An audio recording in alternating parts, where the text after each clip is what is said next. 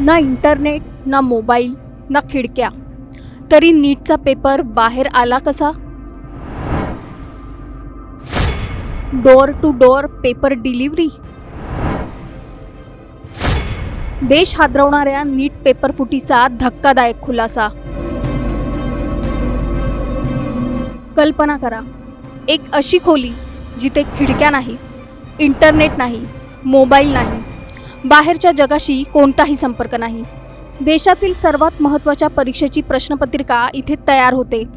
सुरक्षा इतकी कडक की आत गेलेला माणूस बाहेर कोणाशीही बोलू शकत नाही. मग प्रश्न असा आहे की नीटचा पेपर बाहेर आला तरी कसा? हा फक्त पेपर लीक नाही, तर देशातील शिक्षण व्यवस्थेवरचा सर्वात मोठा प्रश्न आहे. कोणी लीक केला पेपर? प्रिंटिंग प्रेसमधून विद्यार्थ्यांपर्यंत हा पेपर पोहोचला कसा? आणि सर्वात धक्कादायक म्हणजे काही आरोपींनी कोणताही डिजिटल पुरावा न ठेवता संपूर्ण पेपर विद्यार्थ्यांपर्यंत पोहोचवल्याचा संशय आहे. हे नीट पेपर फुटीचं संपूर्ण जाळं किती खोलवर गेलंय याचा सविस्तर आढावा या व्हिडिओतून आपण घेणार आहोत. त्यासाठी हा व्हिडिओ शेवटपर्यंत पहा आणि टाइम्स नाऊ मराठीला लाईक, फॉलो आणि सबस्क्राईब करा. देशभरात लाखो विद्यार्थी ज्या नीट परीक्षेची तयारी वर्षानुवर्ष करतात, त्याच परीक्षेवर आता गंभीर प्रश्न उपस्थित राहिले आहेत. तपासात समोर आलेल्या माहितीनुसार प्रश्नपत्रिका तयार करण्याची प्रक्रिया अत्यंत गोपनीय असते. देशातील मोठमोठ्या शिक्षण संस्थांमधील अनुभवी प्राध्यापकांना प्रश्न तयार करण्यासाठी निवडलं जातं. त्यांच्याकडून गोपनीयतेचं प्रतिज्ञापत्र घेतलं जातं. कोणत्याही कोचिंग क्लासशी संबंध नसल्याची खात्री केली जाते. यानंतर सुरू होते सर्वात संवेदनशील प्रक्रिया, प्रश्नपत्रिकेचं भाषांतर, तपासणी, अंतिम मांडणी. ही प्रक्रिया ज्या ठिकाणी केली जाते तिथे खिडक्या नसतात, इंटरनेट बंद असतं, मोबाईल आणि इलेक्ट्रॉनिक उपकरणं जप्त केली जातात. इथल्या कॉम्प्युटरचाही बाहेरच्या नेटवर्कशी काहीच संपर्क नसतो. पण तरीही पेपर बाहेर आला. आणि इथूनच सुरू झाला सर्वात मोठा संशय. तपास यंत्रणांना संशय आहे की या संपूर्ण प्रक्रियेत काही मानवी दुवेच कमजोर ठरले. अपेक्षित प्रश्न, महत्त्वाचे प्रश्न किंवा सिलेक्टेड सेट अशा नावाखाली मूळ प्रश्नपत्रिकेतील प्रश्न काही कोचिंग क्लासपर्यंत पोहोचवले गेले. धक्कादायक बाब म्हणजे हे प्रश्न लाखो रुपयात विकले गेल्याची माहिती तपासात समोर आली आहे. दरम्यान या नीट प्रकरणात आणखी एक मोठा खुलासा झालाय. राजस्थानमधील काही पेपर माफिया विद्यार्थ्यांच्या घरी जाऊन थेट पेपरच्या हार्ड कॉपी देत होते अशी माहिती समोर आली आहे. सुरुवातीला हा पेपर फक्त ऑनलाईन विकला जात असल्याचं मानलं जात होतं. पण आता तपासात समोर आलंय की विद्यार्थ्यांना पेपरची प्रिंटेड कॉपी थेट हातात देण्यात आली. सूत्रांच्या माहितीनुसार परीक्षेपूर्वी या पेपरची किंमत लाखोंमध्ये होती. ज्यांनी पैसे दिले त्यांनाही प्रिंटेड कॉपी मिळाली. पण परीक्षा जसजशी जवळ आली तसतशी किंमत कमी होत गेली आणि परीक्षा सुरू होण्याच्या काही तास आधी तोच पेपर काही व्हॉट्सॲप आणि टेलिग्राम ग्रुप्समध्ये मोफत फिरत असल्याची माहिती समोर आली.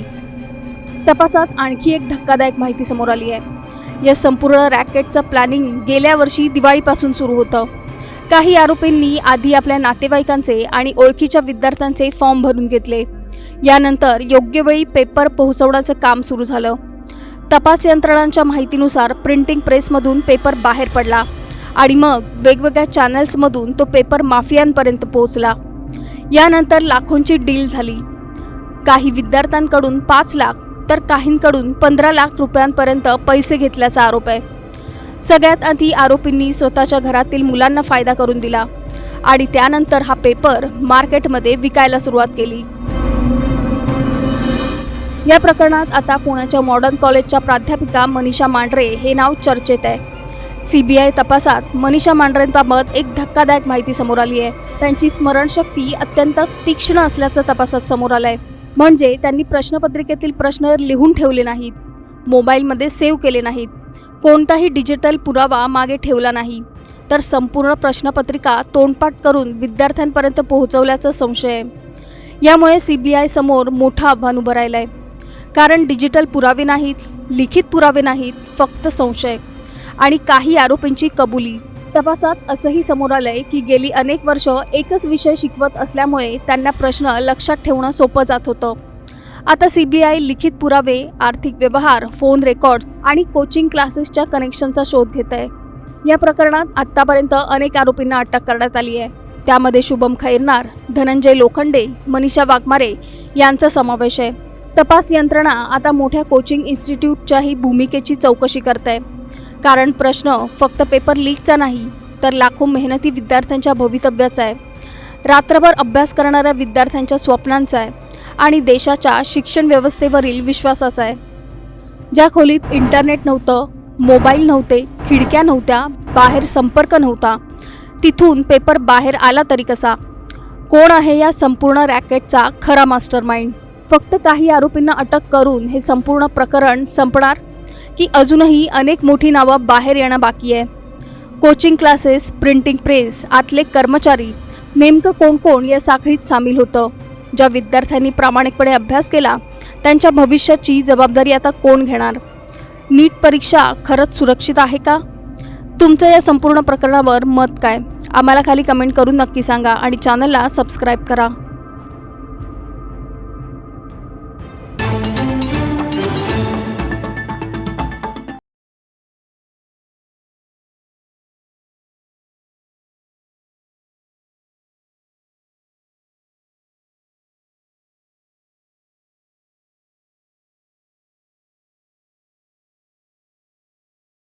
नीट 2026चा जी एक्झाम आहे ते 3 मे रोजी पार पडली आणि त्याच्यानंतर एक ते 2 दिवसामध्ये शिवराज मोटेगावकर यांना एक 45 सेकंदाचा व्हिडिओ अपलोड केला. ही घाई त्यानं का केली असेल?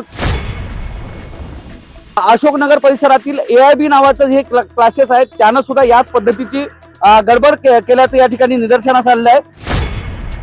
द रिझल्ट टू कम नीट 2026 हे या पद्धतीचं जे बॅनर आहे ते बॅनर त्यांनी बनवलेला आहे आणि या बॅनरवर विद्यार्थ्यांना केमिस्ट्री मध्ये 180 पैकी 180 नीट UG 2026 पेपर फुटी प्रकरणामुळे देशातील जवळपास 22 लाख विद्यार्थ्यांचं मोठ्या प्रमाणात नुकसान झालं. वर्ष डॉक्टर होण्याची स्वप्न पाहणाऱ्या विद्यार्थ्यांची स्वप्नांचा अक्षरशः चुराडा झाला. त्याच्यामुळे पालकांचं मोठ्या प्रमाणात आर्थिक आणि मानसिक जे आहे ते खच्चीकरण या ठिकाणी झालेलं पाहायला मिळतंय. आणि एकूण जे आहे हे पूर्ण नेक्सेस कसं आहे आणि याची लिंक कशी मिळाली हे पाहणं पण महत्वाचं आहे. सुरुवातीला केरळ आणि नंतर थेट महाराष्ट्रातील लातूर आणि नांदेड या ठिकाणाहून हे सगळं कनेक्शन पाहायला मिळालं. ज्यामध्ये लातूरमधनं सुरुवातीला प्रल्हाद कुलकर्णी नावाचा जो रिटायर्ड प्राध्यापक आहे त्याला ताब्यात घेण्यात आलं आणि त्यानंतर खाजगी कोचिंग क्लासेस चालवणारा शिवराज मोटेगावकर नावाचा जो प्राध्यापक आहे तो ताब्यात घेण्यात आला, ज्यानं हे सगळं जे काही नीट पेपर फुटीचं प्रकरण आहे ते केलेलं होतं हे CBI ला लक्षात आलेलं आहे. आणि ज्यामध्ये त्याच्याकडं CBI चौकशी दरम्यान ही नीटची जी पेपर आहेत त्याच्यामध्ये एक्झाम पेपर आणि त्यानंतर जी आन्सर की आहे ती त्याच्याकडे होती आणि दरम्यान ही जी आन्सर आणि ही जी की आहे त्याच्यामध्ये एक्झाम पेपर आणि आन्सर की जी आहे त्याला 23 एप्रिल म्हणजे 3 मेला एक्झाम होती, तर त्याच्याकडं 23 एप्रिल रोजीच ती की आलेली असल्याचं पाहायला मिळालं. आणि त्यानुसार CBI तो सर्व डेटा रिकव्हर केला. त्याच्याकडे काही इलेक्ट्रॉनिक गॅजेट जे आहेत ते सुद्धा ताब्यात घेतलेले आहेत. मात्र त्यानंतर हे सगळं प्रकरण कसं उघडकीस आलं हे पण पाहणं महत्वाचं आहे. कारण नीट 2026चा जी एक्झाम आहे ते 3 मे रोजी पार पडली आणि त्याच्यानंतर एक ते 2 दिवसामध्ये शिवराज मोटेगावकर यांना एक 45 सेकंदाचा व्हिडिओ अपलोड केला. ही घाई त्यानं का केली असेल? कारण जो हव्यास आहे, प्रसिद्धीचा हव्यास, पैशाचा हव्यास ह्या ज्या गोष्टी आहेत त्याच्यामुळं शिवराज मोटेगावकर हा ताब्यात सापडला. मात्र हे नेक्सस हे एका ठिकाणचं नाहीये, कारण हे सगळं जे आहे ते या पाठीमागं संपूर्णतः एकच क्लासेस नाही तर महाराष्ट्रातले अनेक दुसरे सुद्धा खाजगी कोचिंग क्लासेस आहेत ते सुद्धा अडकल्याचं या ठिकाणी पाहायला मिळते. कारण नांदेड शहरातील अशोकनगर परिसरातील AIB नावाचं हे क्लासेस आहेत त्यानं सुद्धा याच पद्धतीची गडबड केल्याचं या ठिकाणी निदर्शनास आलेलं आहे. AIB न त्याच्या द रिझल्ट टू कम नीट 2026 हे या पद्धतीचं जे बॅनर आहे ते बॅनर त्यांनी बनवलेलं आहे आणि या बॅनरवर विद्यार्थ्यांना केमिस्ट्री मध्ये 180 पैकी 180 तर बायोलॉजी मध्ये 360 पैकी 360 या पद्धतीची जी बॅनरबाजी आहे ती केलेली पाहायला मिळते. नीट 2026 ची जी एक्झाम आहे ती एक्झाम शासनानं ही रद्द केलेली आहे. येत्या 21 तारखेला ती एक्झाम होणार आहे. मात्र ही जी गडबड केलेली आहे ती नेमकी कोणत्या आधारावर, त्यांना 100% हा रिझल्ट कोणत्या आधारावर गेस असणं अपेक्षित आहे. मात्र ऍक्च्युअल रिझल्ट देणे, त्या विद्यार्थ्याचं नाव टाकून बॅनरबाजी करणे, ह्या गोष्टी कुठेतरी संशयास्पद असल्याचं पाहायला मिळते. कारण शिवराज मोठेगावकरांना सुद्धा याच पद्धतीनं 45 केमिस्ट्रीच्या 45 प्रश्नापैकी 42 प्रश्न हे जशास तसे आलेले होते. एव्हाना त्याची जी सिरियल होती ती सुद्धा सारखीच होती आणि त्याच्यानंतरच तो सीबीआयच्या जाळ्यात अडकला. आपण AIB क्लासेस जे आहे अशोकनगर परिसरात आहेत त्या परिसरात आहोत. आपण या बाजूला पाहू शकता की AIB नावानं ही क्लासेस जी आहे गेल्या कित्येक वर्षापासून चालू असल्याची पाहायला मिळते.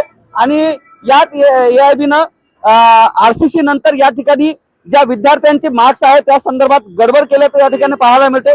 या सर्व नुसतं RCC कोचिंग क्लासेस नाही तर महाराष्ट्रातील जेवढे काही खाजगी कोचिंग क्लासेस आहेत ज्यांनी विद्यार्थ्याकडून हजारो रुपयाची फीस वसुली करून ज्या पद्धतीचे ते क्लासेस घेतात, या सगळ्या क्लासेसची चौकशी होणं अपेक्षित आहे.